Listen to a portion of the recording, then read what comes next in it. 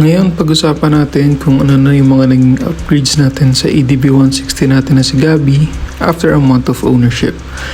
So, yung mga other upgrades kasi usually ng ibang ADB would be yung may top box, may bracket, madaming mga auxiliary lights.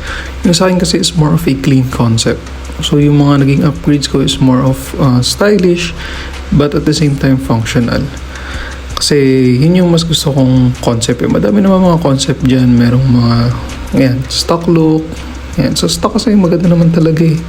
Pero yung iba merong gusto naka-Malaysian, naka-Street GP. So yung sa atin, kung ano lang. Pero basta maging maganda lang siya. So after a month, meron na tayong nasa roughly 2,000 kilometers. Pero dito eksaktong 1 month. Ang una natin naging upgrade would be yung CVT. So, alam naman natin sa PCX ADB 160, meron talaga kumbaga kulang. Pero not necessarily sa hatak. Kasi galing na ako sa PCX 160, hindi naman hirap sa akyatan talaga. Pero, in terms of speed, nakukulangan lang din ako ng konti. Coming from NMAX V2 din. So, yun, hinahanap-hanap ko. So, mapapansin natin dito sa Brigade's na kalkal. Iba yung pino nung pinaka-pag-ikot ng belt, talaga natanggal yung pagpag. Kaya highly recommended ko to. So, sila ay located sa Valenzuela. Tapos mura lang yung upgrade. Tapos ito yung sample na speed test. Medyo mabigat pa ako na rider. Tapos okay siya sa straights talaga.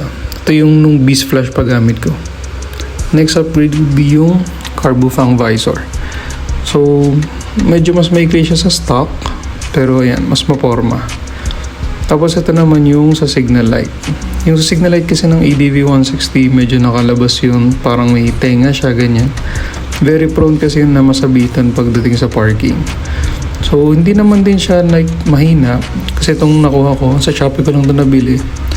Ayan, malinaw naman siya kahit sa umaga. Next naman na upgrade ay yung mini driving light. So, importante ito especially pag magra-rise ka sa gabi. So, ito ang kinuha natin yung X1 GTS, yung upgraded version ng X1 Plus. So, meron siyang white na low, tapos high na yellow. Tapos, okay naman siya, malakas din talaga siya eh. Pero if you're, let's say, coming from X1 Plus, hindi siya major upgrade. Mas malinaw lang din talaga siya. Kasi ito na-request ko kasi sa shop na sa left switch ilagay pero medyo hindi ko pa nagkaintindihan. So, dito ko muna nilagay, DIY. Kasi ito, comparing natin yung mga high beam ng stock. Tapos yung low na white ng Sendo X1. Tapos yung high na yellow. So malakas siya. Di lang ma-justify masyado sa video pero malakas yung mini driving light na to. Highly recommended to. Especially pag gusto mong matago. Then ito naman yung smart lid cover. Ano natin, common issue. May mga kumukuha niya sa parking para protected. Ito naman yung Carbon Nexus. So okay siya. Maporma talaga. Yung cons niya lang talaga is medyo may grado. So eventually baka palitan ko to. Pero maganda siya, maporma talaga siya. Adjustable din siya.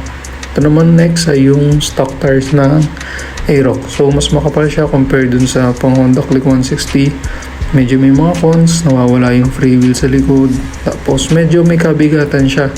So in terms ng tono mo sa pulley set mo, mag-a-adjust ka talaga. So wala rin yung mudguard pero stability wise, handling wise, iba.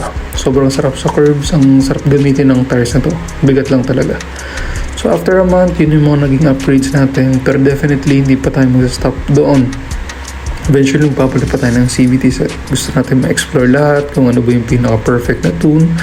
Kasi gusto natin ma-maximize. For keeps na kasi itong ADB natin.